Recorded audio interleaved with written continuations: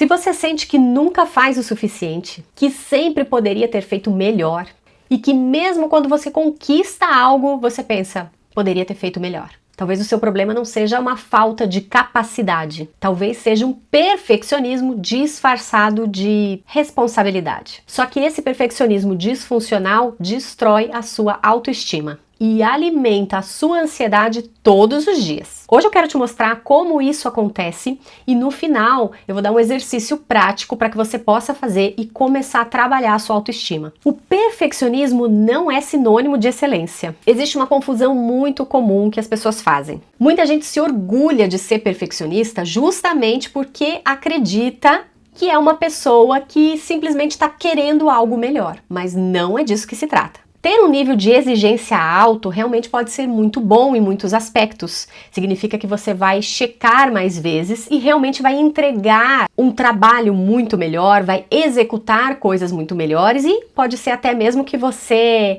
tenha na sua vida pessoal também boas referências, porque você vive vigilante aos seus critérios de qualidade. Então, querer em si uma excelência é algo saudável e positivo, mas sofrer com o perfeccionismo é muito diferente, porque caracteriza pessoas que muitas vezes têm esse grau de exigência interno, mas na prática se sentem muito travados, começam a procrastinar, evitam muitas coisas, porque o que está por trás desse sentimento é algo muito mais profundo. É sobre merecimento. Quem é perfeccionista, na verdade, sente profundamente que não merece e que não tem valor. O perfeccionista sofre muito justamente porque sente, no fundo, que só merece valor se fizer tudo certo. Uma pessoa saudável pensa, eu vou me dedicar e vou aprender com isso. A pessoa perfeccionista pensa, se eu errar, eu fracasso. É aí que qualquer erro vira uma ameaça emocional.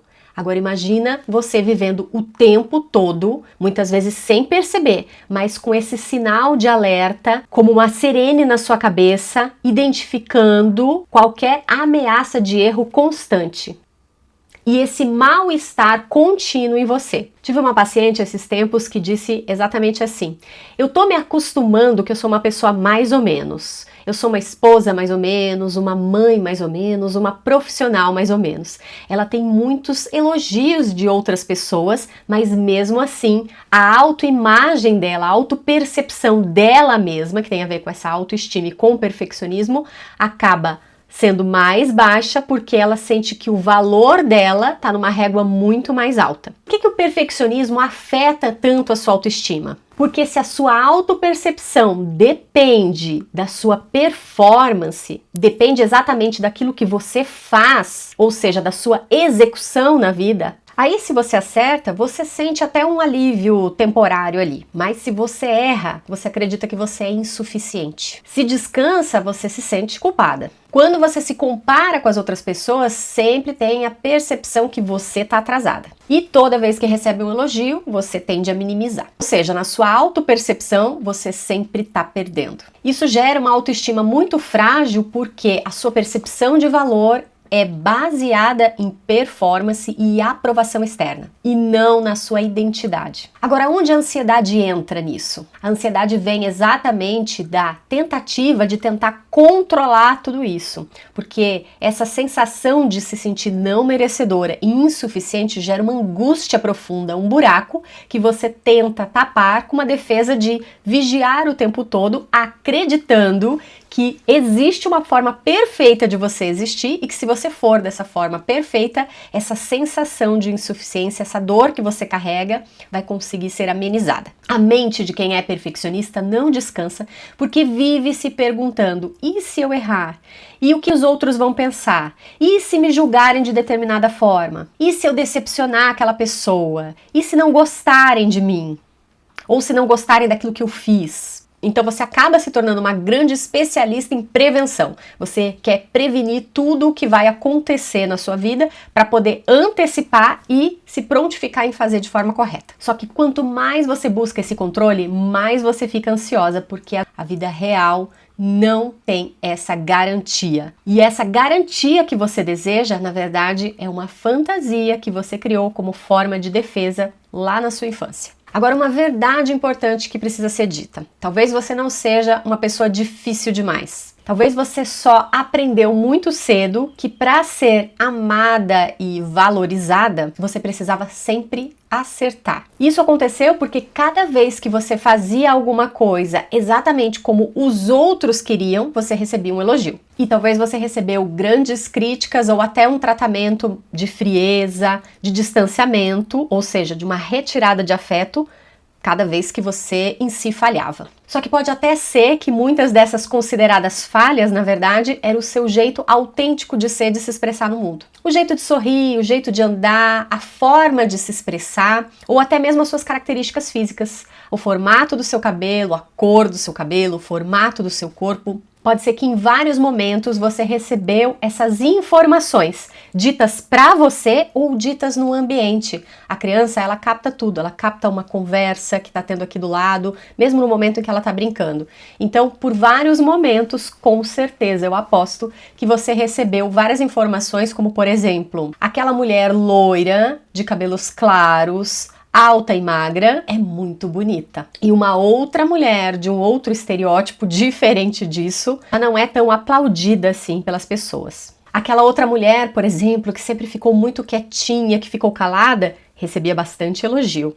Enquanto aquela outra que se expressou e que mostrou a raiva dela, foi rechaçada pela família. Tudo isso são informações diretas ou indiretas para você e que vão ficando no seu inconsciente armazenadas do tipo: olha, para você ser aceita aqui, você tem que ser de uma determinada forma. E é claro que isso vai gerar um cansaço gigantesco, porque precisar disfarçar a própria identidade dá muito trabalho e gasta muita energia. Além do que, você acaba se sentindo, no fundo, uma grande farsante. E tem um perigo maior ainda, que é, com o passar do tempo, você acabar de fato esquecendo sobre a sua verdadeira identidade. Então, no fundo, você acaba não gostando de si mesma, mas na verdade você nem sabe mais quem você realmente é. Eu vou dar um outro exemplo que eu vejo muito no consultório com as mulheres. Mulheres, por exemplo, que fazem a transição capilar. Eu acho um dos movimentos mais incríveis que a gente tem tido na atualidade. Mulheres que estão se questionando porque elas começaram a alisar os cabelos. Às vezes você tinha um cabelo bem cacheado, bem crespo, bem volumoso,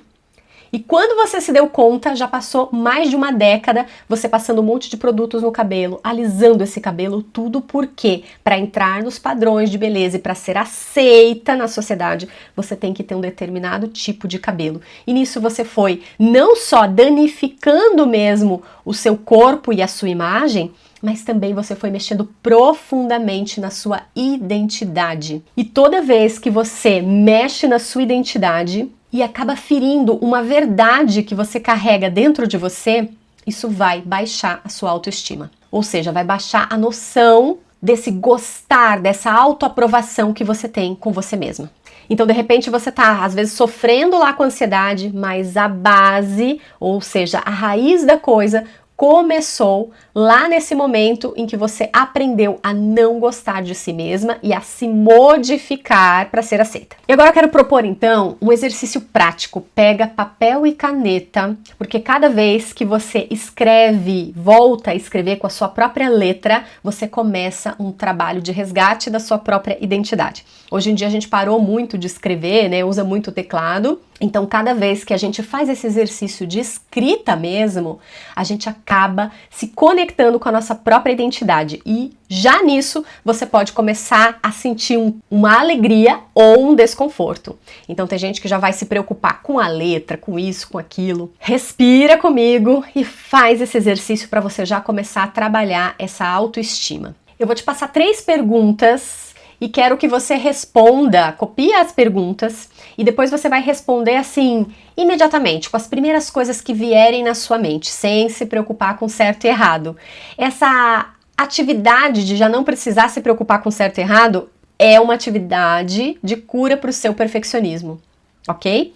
Então, o fato de você escrever e o fato de você não precisar se preocupar, porque o mais correto é a primeira coisa que vier, ou seja, tecnicamente é a mais fácil. Primeira pergunta. Quando eu era criança ou adolescente, eu era elogiada quando... Coloca já a primeira, a segunda e a terceira palavras que vierem na sua mente, tá? Então, quando você era criança ou adolescente, pelo que as pessoas te elogiavam. Quando você fazia tal coisa ou quando você se comportava de determinada forma, coloca as primeiras coisas que vierem para você.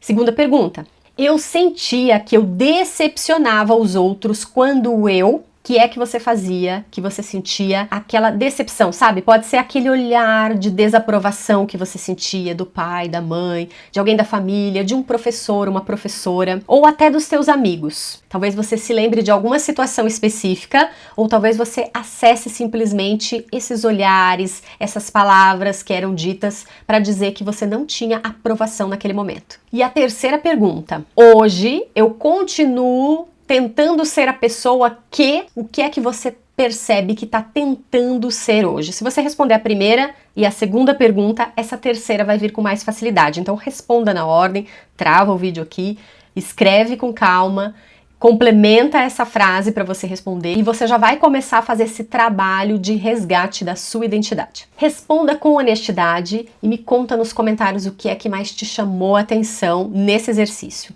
Do que é que você se lembrou e que você sentiu que foi importante agora. E é por isso que repetir frases positivas necessariamente não vão fazer melhorar a sua autoestima, a sua autoimagem, a sua noção de valor. Claro que as palavras têm um código e elas reverberam no nosso corpo, mas essas palavras têm que vir realmente de dentro para fora. A sua autoestima só melhora quando você realmente percebe que está vivendo um personagem para sustentar algo lá fora. E aí você resolve abandonar esse personagem. A verdade é que você não precisa continuar sendo essa pessoa que precisou sobreviver para ser aceita. Todo dia é uma chance de você ser quem você realmente é. Se esse vídeo te ajudou ou se você sente que pode ajudar alguém, envia para essa pessoa e segue aqui o nosso canal para a gente falar mais sobre isso e aprender a sair da ansiedade construindo segurança interna no corpo e na mente.